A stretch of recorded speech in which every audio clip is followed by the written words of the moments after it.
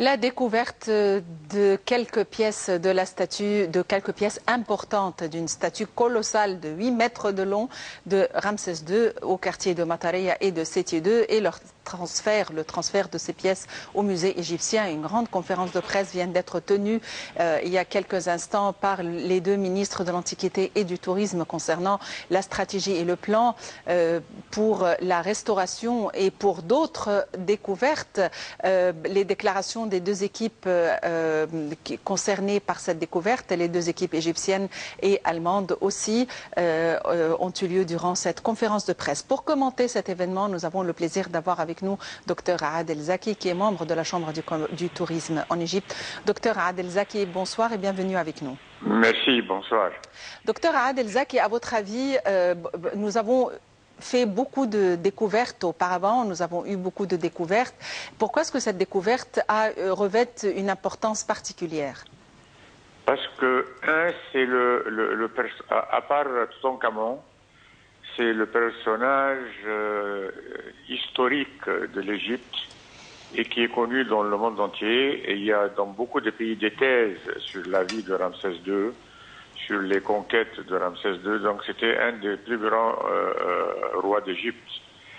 Et il y a un intérêt immense, surtout en France. Il y a eu Madame de Roche-Noblecourt, qui était une des plus grandes archéologues françaises. Et c'est elle qui a participé, effectivement, avec l'UNESCO, au sauvetage du temple de Ramsès II d'Abou Simbel. Donc, Abou Simbel, Ramsès II a été, depuis le début de 1964 ou 65, quand ils ont élevé les temples de 32 mètres de hauteur pour éviter le naufrage, Ramsès II a été connu dans le monde entier. Et la preuve, c'est que la plupart des médias mondiaux sont allés à Matareya pour photographier et pour couvrir l'événement. Donc c'est une immense chance pour nous. Et je pense que ça aura beaucoup à faire avec le retour du tourisme ou du tourisme culturel en Égypte. À votre avis, oui, à votre avis, pourquoi? Parce que est-ce que ceci a réussi à avoir de nouveau, à faire en sorte que les regards du monde entier ont été détournés vers l'Égypte, ou parce que ceci a été comme une sorte de... C'est attrayant et ça a attisé comment dirais-je, l'enthousiasme des touristes. Oui. Il y a deux choses très importantes. N'oubliez pas que dans le monde entier, dans les écoles du monde entier, l'histoire de l'Égypte pharaonique, quelques pages, à partir de la sixième ou à partir de la sixième, on enseigne l'histoire de l'Égypte et on parle beaucoup du temple d'Abou Simbel, avec les pyramides, avec le Sphinx, etc., etc. Ça, c'est donc tout citoyen mondial à travers le monde veut un jour venir en Égypte, voir la pyramide, voir les pyramides, voir le Sphinx et voir le temple d'Abou Simbel, qui est Ramsès II. Et puis, un événement pareil, c'est un événement mondial, surtout où depuis quelque temps, depuis 2011, on ne donne que des mauvaises nouvelles de l'Égypte. Et nous n'avons pas eu, on n'a eu personne qui répondait à tout ce qui était raconté contre nous, les mensonges, etc., etc. La mauvaise presse, il aurait fallu avoir une société de relations publiques mondiales ou multinationales qui s'occupe de répondre à tous les mensonges et donner de bonnes nouvelles. Et c'est ça le plus important. Donc c'est une excellente nouvelle pour le monde entier qu'on a redécouvert une nouvelle statue de Ramsès II. Donc dans leur mental, donc voilà, l'Égypte est vivante, l'Égypte, l'histoire pharaonique est vivante parce que chaque quelque temps, il y a eu des découvertes qui ont été faites récemment durant les 3-4 dernières années, mais d'une telle importance, c'est un coup magistral pour nous. Et je pense que ça va beaucoup influencer pour le retour du tourisme culturel en Égypte, qui est le tourisme le plus important, qui est la rentabilité de ce tourisme pour l'État, pour les sociétés d'agence de voyage, transport, touristique, les guides, etc. C'est ce tourisme qui a rapporté en 2010 presque 14 milliards de dollars. Donc vraiment, c'est un coup de chance. C'est la providence, comme j'espère dire.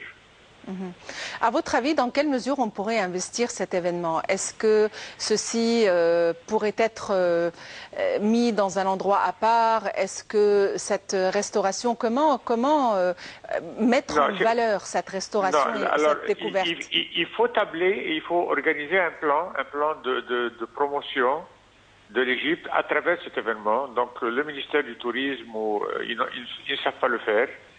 Je vous donne un exemple. Nous avons en 2012 ou 2013, on a fait l'Assemblée générale d'une des plus grandes associations d'agences de voyage en Allemagne. Il y avait presque 900 agences de voyage, que nous avons invités, pas dit gratuitement, mais les hôtels étaient gratuits, et ils ont fait leur Assemblée générale dans le temple de Karnak, donc à Luxor. Pour eux, c'était un événement mondial et nous avons mis dans le contrat, je faisais partie du groupe qui a accepté un peu ce contrat, que bon, il y a l'événement, ils vont couvrir l'événement à la télévision allemande, les journaux allemands, etc. Mais pendant 6 mois, ils vont continuer à promouvoir à parler de cet événement à travers la télévision, à travers la presse, à travers des spots, à travers des vidéos, etc. On devrait faire la même chose avec la visite de Messi, avec la visite de Will Smith et bien sûr Angela Merkel et maintenant Sarah Ramsès II. Donc nous devons faire notre travail. Malheureusement, on n'a personne au ministère du Tourisme qui est capable de faire ce métier. C'est un métier qu'il faut donner à une société de relations publiques pour comment dire, que ces visites qui sont venues sur Ramsès II, soit les gens en Europe ou dans le monde le vivent pendant au moins 5 ou 6 mois. Espérons que cet événement va vraiment attiser l'enthousiasme de tout le monde et va faire en sorte qu'il y ait de nouvelles stratégies. J'ai l'expérience parce que je vais vous dire une chose. Avant les années 2011, on faisait des expositions monuments pharaoniques ou objets pharaoniques au Louvre, au British Museum, au Japon, etc. Et je vais vous dire qu'il y avait une augmentation à ce moment-là. Il n'y avait pas de révolution, il y avait un peu de terrorisme, c'est vrai, mais on a constaté qu'après un tel musée qui est resté par exemple à Tokyo 4 mois et des queues jusqu'à 2h, 3h du matin pour pouvoir rentrer, on a eu une augmentation d'à peu près 20% du tourisme japonais vers l'Égypte ou du tourisme français vers l'Égypte. Les gens aiment l'histoire de l'Égypte, les gens aiment l'Égypte. À votre avis, on n'en parle pas trop, on ne sait pas en parler trop. À votre avis, le fait d'avoir eu cette statue dans de l'eau souterraine pour des milliers d'années, à votre avis, dans quelle mesure cette statue pourrait être endommagée? Est-ce que vraiment la restauration est possible? Absolument. Je donne l'exemple de tous les monuments qu'on a trouvés dans le port d'Alexandrie et qu'on a remontés, qui ont été sous l'eau pendant des millénaires, 2 ou 3 millénaires. Et bien, ça a été restauré. Au contraire, l'eau et le sable le conservent. C'est un peu comme la neige. Vous savez, qu'est-ce qui a sauvé les monuments, les temples égyptiens de la disparition des couleurs, etc., etc. C'est que pendant des millénaires, ces temples ont été ensevelis par du sable. Donc, ils ont été protégés par la nature même. Est-ce que, à votre avis, le quartier... D'abord, que représentait autrefois le quartier de Matarea à l'époque pharaonique? L'arbre de Marie. Et malheureusement, c'est un quartier qui est complètement négligé et c'est une honte. Et ils ont été obligés, enfin les médias ont été photographes internationaux. Est-ce que, à votre avis, on pourrait vraiment trouver davantage de monuments à Matarea? Certainement. Il y a beaucoup plus il y a plein de vestiges qui sont du côté de Matarea. Parce que Matarea, durant la visite de la Sainte Famille en Égypte, était très importante. Parce que, historiquement, c'est prouvé que la région de Matarea faisait partie avant même le Médine qui a fait le nord et le sud a fait l'Égypte, eh bien, c'était presque une capitale. C'était la capitale du nord. Donc, il y a beaucoup de vestiges à Matare. Malheureusement, le quartier de Matare, c'est honteux de ce qu'on a vu à la télévision. C'est sale. Il n'y a pas de route praticable. Il n'y a absolument rien. Et des gens vivent là-bas. Oui, c'est un quartier populaire et espérons qu'il y aurait plus d'efforts, effectivement, de manière à mieux le raménager. Docteur Adel Zaki, au sujet des monuments égyptiens qui ont été dérobés et qui sont actuellement à l'étranger, est-ce que vous, en tant que responsable au sein de la Chambre du tourisme, est-ce qu'il y a du nouveau vis-à-vis de la restitution de ces monuments? Alors, il y a deux sortes enfin, il y a deux façons qui ont été faites. Légales, c'est-à-dire que, je vous donne un exemple, comme les États-Unis nous avaient beaucoup aidés financièrement pour le sauvetage des monuments de Nubie, il y a un petit temple superbe que l'Égypte a offert comme remerciement aux États-Unis. Vous allez au Metropolitan Museum à New York, vous allez trouver une salle immense. Ils ont mis le temple, ils ont fait comme si c'était le Nil, ils ont mis du sable, ils ont mis des palmiers. Et moi, je pense, voilà, ça c'est légal. L'Égypte a fait une donation. Comme l'obélisque à Paris, nous avons fait mais il y a eu des monuments qui ont été, comme en principe la tête de Nefertiti, qui est partie en Allemagne, elle est sortie illégalement. Donc nous essayons de récupérer tout ce qui est sorti illégalement. Mais le reste, nous l'avons donné au British Museum, un peu à Turin. Et pour moi, ce sont nos ambassadeurs dans le monde. Si vous allez au musée à Tokyo, vous allez n'importe où au monde, il y a toujours un département égyptologie. Et ça, c'est des monuments qui ont été donnés par l'Égypte avec l'approbation du ministère de l'Antiquité à ce moment-là. Au moment même de Mariette Pacha. Mariette Pacha a été le plus jaloux de sauvegarder qu'il était français. Quand il a été nommé ministre des Antiquités, il a été très strict. Rien ne pouvait sortir d'Égypte que légalement. Donc, OK. Les gens disent non, il ne faut pas que tous nos monuments. Nous allons avoir des milliers de pièces. Vous savez combien il y a de pièces qui n'ont pas été encore exposées au musée du Caire, dans les sous-sols, dans les caves? 200 000 pièces. Il y en a beaucoup plus exposées, mais espérons qu'il y aurait suffisamment de place pour les autres, étant donné qu'il y a actuellement le grand nouveau musée, n'est-ce pas? Alors, le grand musée va avoir toutes les pièces uniques. Comme la collection de Toutankhamon, certaines statues de Ramsès, Amenhotep, et enfin, tout ce qui est unique, qui n'a pas je ne veux pas dire de copie, mais un original, 2-3 originaux, tout ça va passer au grand musée, avec certaines pièces qui sont, parmi les 200 000 qui sont des originaux et uniques qu'on n'a pas pu exposer parce qu'il n'y avait pas d'espace. Tout ça va passer au grand musée, et en même temps, le Tahrir va avoir, bien sûr, des vraies restituts, des vraies copies, pas des copies faites à nos jours, non, mais originales. Et donc, on va avoir les deux musées. Okay. Eh bien, docteur Adel Zaki, vous êtes membre de la Chambre du commerce, de la Chambre du tourisme. Merci d'avoir été avec nous aujourd'hui. Je vous en prie, merci beaucoup à vous. Nous avons encore beaucoup à dire pour commenter cet événement. À tout de suite.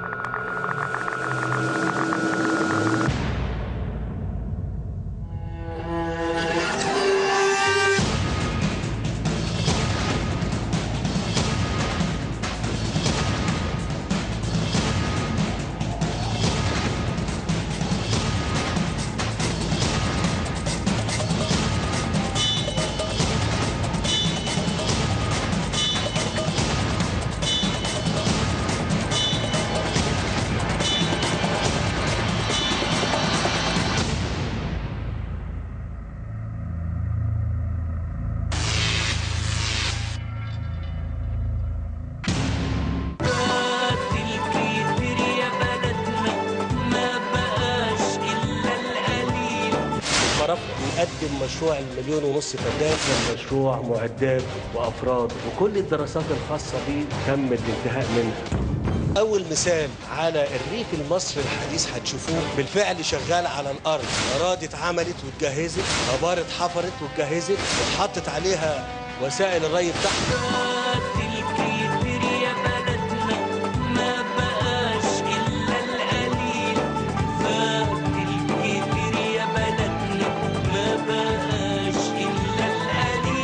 احنا مش هنعمل حاجه الا اذا كانت مدروسه كويس. انتوا بتعملوا حاجه عظيمه جدا، ما كانش قدامنا خيار تاني غير كده، نفضل نشتغل. الدوله ما بتعملش شعب، الشعب هو اللي بيعمل الدوله. بناء البلاد جهد وعرق واخلاص وامانه. انا اتحدى اي حد يقدر يعمل اللي احنا بنعمله ده في 10 سنين. قررت ان يكون العام 2016 عاما للشباب المصري.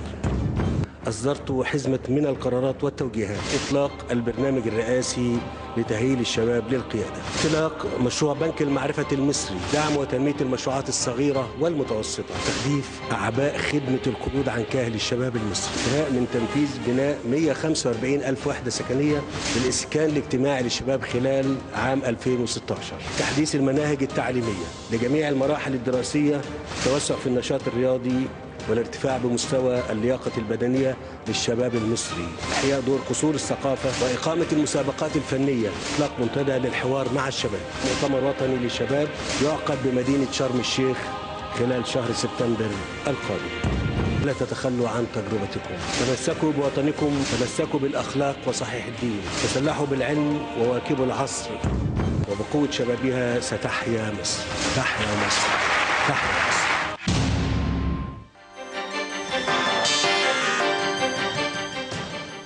Pour nous donner encore plus d'éclaircissements, nous avons le plaisir d'avoir en ligne Monsieur Ahmed Gamel, journaliste. Monsieur Ahmed Gamel, bonsoir et bienvenue avec nous. Bonsoir, merci beaucoup. Monsieur Ahmed Gamel, on a toujours fait des découvertes, mais cette fois, il y a vraiment beaucoup d'importance attachée à cette découverte. À votre avis, pourquoi? Quel est l'intérêt de cette découverte? En tout cas, même parce que l'image de l'Égypte est toujours, même dans les gens qui l'ont déjà, même qui ont des millions de kilomètres loin de l'Égypte, ils ont l'image que l'Égypte est le pays des monuments et le pays des pyramides, etc. Donc c'est quelque chose aussi parce que Ramsès, il a une réputation vraiment dans le monde entier. Donc de ce côté-là, on peut dire que vraiment c'est quelque chose de très intéressant que le monde sait bien qu'est-ce qu'il y a maintenant, qu'est-ce qu'il y a donc, toujours des découvertes. C'était pas juste ancien, mais il y a toujours encore des découvertes toujours. À votre avis, dans quelle mesure on pourrait investir cet événement pour attirer les touristes en Égypte? Vous, en tant que journaliste, comment est-ce que vous aimeriez rédiger vos articles de manière à investir cette découverte et attirer davantage les touristes? Oui, c'était vraiment même dans ma tête quand je dors hier. Mais comment, à l'autre de points très positifs, juste, c'est pas forcément qu'on ne peut pas juste investir ça pour que juste les touristes viennent. Non, c'est pas juste ça. C'est plus que ça. C'est que l'image d'Égypte à côté, même dans le petit enfant dans le monde entier, qui va connaître. On est vraiment, il y a toujours des choses, il y a des choses intéressantes qui vont lui plaire comme un enfant partout dans le monde. Et à l'autre côté, investir ça de très bon côté, de dire par exemple que l'Égypte, c'est pas juste les pyramides, c'est pas juste le Sphinx. Il y a d'autres choses que les gens, ou bien que le monde ne connaît pas. Voilà. Monsieur Ahmed Gamel, vous ne souhaiterez pas un jour évoquer le sujet concernant les monuments égyptiens qui sont sortis d'une manière illégale, qui sont exposés dans différents musées du monde, de manière à ce que l'Égypte puisse les restaurer? Oui, mais à l'autre côté aussi, on doit avoir un compromis. Mais à l'autre côté, c'était vraiment depuis 1800, c'était il y a longtemps. Mais aussi, on doit juste savoir, on doit avoir, c'est-à-dire que par exemple, on doit avoir une représentation positive pour comment aussi investir ça. Et comment dire que notre pays, il y a l'héritage, le patrimoine de notre pays et partout. Donc on a besoin vraiment de récupérer notre patrimoine et on doit aussi faire appel même à la justice pour vraiment savoir est-ce que c'est à nous, donc c'est à nous, donc ça doit être chez nous, pas chez les autres. Monsieur Ahmed Gamal, vous êtes journaliste. Merci d'avoir été avec nous. Abordons un petit peu la politique. C'est vrai que c'est un événement important qui nous intéresse beaucoup, mais la Syrie nous intéresse aussi. Et malheureusement, la Syrie est entrée dans sa 7e année de guerre, avec 2 attentats suicides à Damas et ou encore 32 morts pour un conflit qui a déjà pris la vie de 320 000 personnes. 320 000 personnes tout au long de ces 7 années. Le terrible bilan humain de ce conflit s'est aussi alourdi avec la mort de 25 personnes, dont 14 enfants, dans des raids aériens sur la ville d'Idlib. Plus de détails dans ce compte rendu.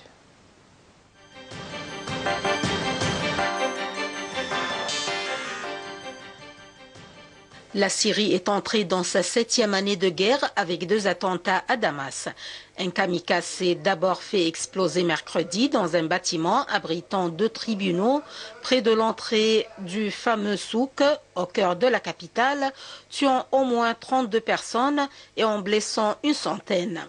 Moins de 2 heures plus tard, dans le quartier de Raboua, dans l'ouest de Damas, un autre kamikaze a déclenché sa ceinture explosive à l'intérieur d'un restaurant après avoir été pourchassé et cerné par les services de sécurité.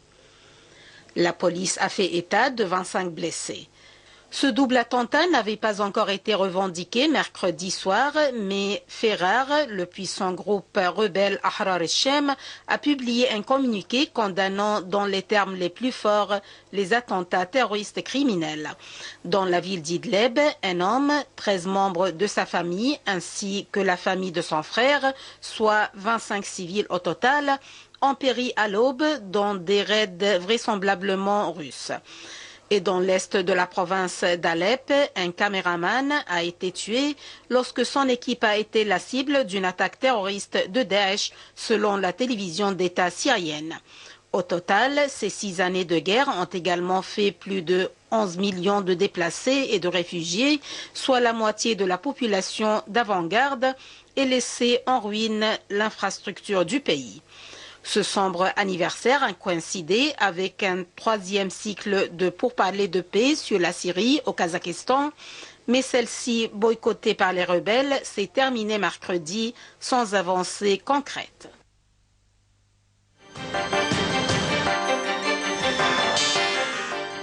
De retour à Ramsès II et Séti II, nous avons le plaisir d'avoir en ligne Monsieur Hazem Badawi, qui est guide touristique et un expert en tourisme. Monsieur Hazem Badawi, bonsoir et bienvenue avec nous. Bonsoir madame, bonsoir. J'imagine la joie ou l'état de béatitude que vous ressentez suite à cette découverte. Je sais à quelle mesure vous êtes très enthousiaste vis-à-vis de cette découverte. Donc, pour vous, que représente cette découverte ? Bon, premièrement, comme vous venez de dire, c'est un joie, je ne peux pas le décrire, et c'est pas juste pour cette découverte. Je sais que vous ciblez pour la statue de Ramsès à Ain Shams ou à Héliopolis, l'ancienne capitale de l'Égypte, mais aussi en même temps, au parallèle, il y a encore une découverte superbe à Luxor, dans le temple d'Amenofis III. Mais ce n'est pas le sujet maintenant. Parlons et c'était en même temps, il y a 4-5 jours. Ils ont trouvé 66 statues. 66 statues oui, à Memphis le temple de Amenofis III. Amenofis III à Luxor. Donc voilà, M. Hazem Badawi est en ligne. Il dit qu'il y a 3-4 jours, il y a eu une découverte de 60 statues au temple de Amenofis à Luxor. C'est sensationnel. C'est extraordinaire. Hein? Et les fouilles sont interminables parce que les travaux dans ce temple, ils datent depuis plus que 10 ans. Et chaque quelques mois, ils trouvent des petites choses, mais cette découverte récemment, qui était au-dessous de la route asphaltée, parallèle aux découvertes de la statue de Ramsès II, qui est le sujet qu'on parle maintenant, c'est extraordinaire. C'est vraiment, ça montre que la terre égyptienne est encore plein. Oui. Parce que comme je dis toujours, il y a, selon toutes les recherches, qu'il y a 70% des monuments sont encore enterrées et qui ne sont pas encore découvertes, parce que la civilisation égyptienne date depuis 5 millénaires avant notre ère. Et l'histoire, d'après le déchiffrage de la pierre du Rosette par Champollion en 1822, on n'a même pas eu 2 siècles.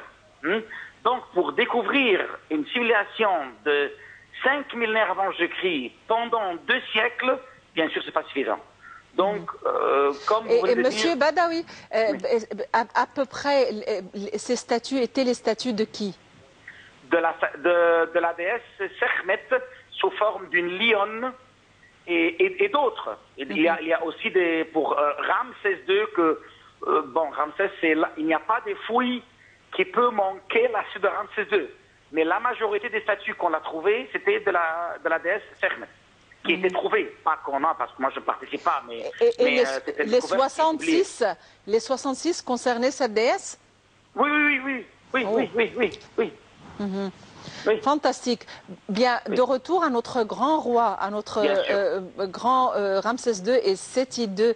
À votre avis, est-ce que Matareya, la terre de Matareya, il y a enseveli au-dessous de cette terre encore plus de monuments? Ça, c'est sûr. Et les spécialistes ont dit ça parce que, vous savez, Madame, Matareya, c'était l'ancienne capitale de l'Égypte. Et c'est pas juste Matareya, c'est du Matareya. Et le long du delta jusqu'à Sharkeya, c'était la capitale de Ramsès II. Donc, c'est sûr et certain qu'au-dessous de tous ces bâtisses, il y a plein des choses qui ne sont pas encore découvertes, mais impossibles d'enlever les maisons. Et ça, c'est comme ça. C'est depuis des millénaires et des millénaires, les statues ou les anciennes villes sont enterrées et les constructions ont venu dessus. Et voilà, on fait des recherches selon la disponibilité et selon qu'on a. Et si on trouve, bien sûr, c'est une joie ou un gain pour l'Égypte et pour le monde. Parce que l'histoire égyptienne, c'est un patrimoine mondial, pas juste pour l'Égypte. Encore une fois, vous avez dit que ces 66 statues étaient pour la reine. Quelle reine? Sekhmet à Luxor. Mais juste pour ne pas confondre entre Matareya et Luxor. Ok. Voilà. C'est fantastique. À votre avis, que faire de ces morceaux de statues de Ramsès II et de Séti II? Est-ce que ce serait bien une bonne idée de les mettre au musée ou de leur trouver une autre place? Nous avons juste 2 secondes. D'accord. Bien sûr, de les mettre dans les musées, et surtout le nouveau musée égyptien, mais le mot dernier, c'est pour les archéologues, si après la restauration et tout ça, parce que c'est une sorte d'attraction pour le tourisme extraordinaire. Très bien. Monsieur Badawi, malheureusement, on n'a pas le temps d'en savoir plus. Merci d'avoir été avec nous. Vous êtes guide touristique et expert en tourisme, très enthousiaste. Et je sais que chaque découverte est très spéciale pour vous. Merci d'avoir été avec nous. Bien sûr. Et de nous avoir apporté cette excellente nouvelle, celle de la découverte de 66 statues de la déesse Sekhmet à Luxor il y a quelques jours. Donc voilà, c'est un momentum, comme on le dit, de découverte. Merci d'avoir été avec nous aujourd'hui. Très bonne soirée, bon week-end et à la prochaine.